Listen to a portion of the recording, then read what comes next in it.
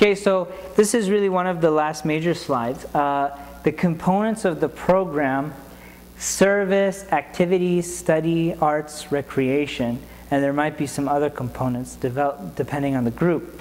But essentially, in service, we mentioned most of those, but participating in community life, creating a sustainable service project. Activities can include camps, outings, games, retreats, and so on. The study portion, we talked a lot about that, but one of the great things is creating a circle of community life in their junior youth group.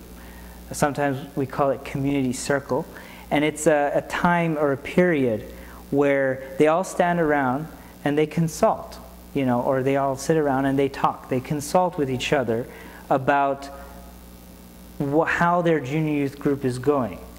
And they try to make improvements and say, well, this is the atmosphere that we have right now. How can we improve this atmosphere? And during that period of time, they think about what are their expectations from the group and what kind of atmosphere they can have to fulfill those expectations. And another thing with the community circle is they take that time to talk with their fellow junior youth about something good that another person has done. So they honor each other during that period of time. One of the things when you go through the Baha'i writings, you start to notice that it's not so much about what's being done wrong. It's about supporting and developing the better qualities and seeing how they can develop further. And then well, we have more games and sports, just recreation. And then the arts, you know, there's so many different things that you can do in the arts, with crafts, with poetry. Sometimes we give them little journals so that they can express themselves in their journals, even throughout the week.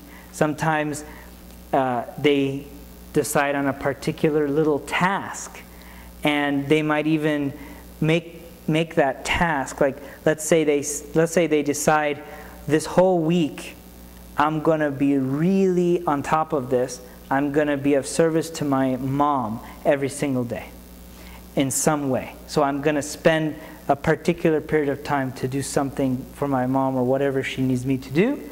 And then they could express that, draw it, or write a poem about it or something like that.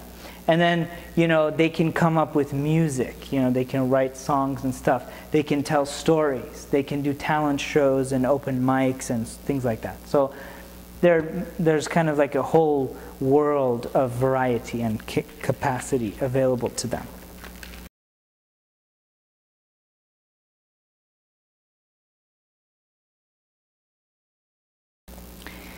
So how does one become an animator? Eventually, once the learnings are a little bit stronger, that will become something that is more something that we all know what it is.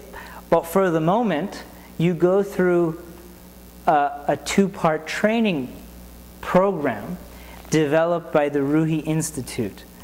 And that's developed by the Baha'i community around the world. Institute coordinators that you contact to actually become trained in this. And if you get a group of youth together, those group of youth can say, okay, we want to get trained, and call these institute coordinators, and they'll come and do the training. To be an animator, then after you've done the training, you go and help form these groups.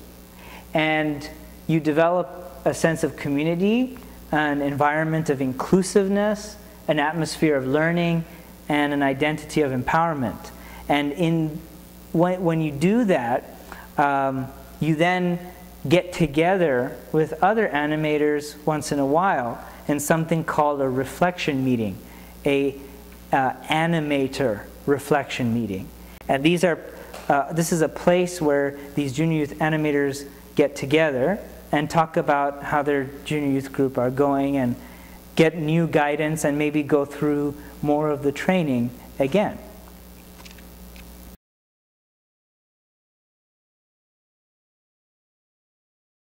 So this is a bunch of junior youth groups together, and they're in India, and they are doing a presentation or a show, talent show, and this young lady is giving a talk or a song or a poem, and basically they all get a chance to do something like that, to express themselves.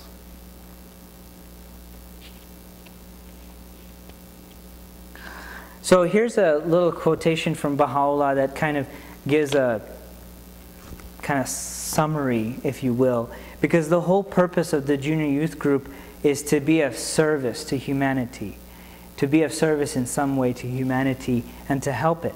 So Baha'u'llah says that regard man as a mine rich in gems of inestimable value.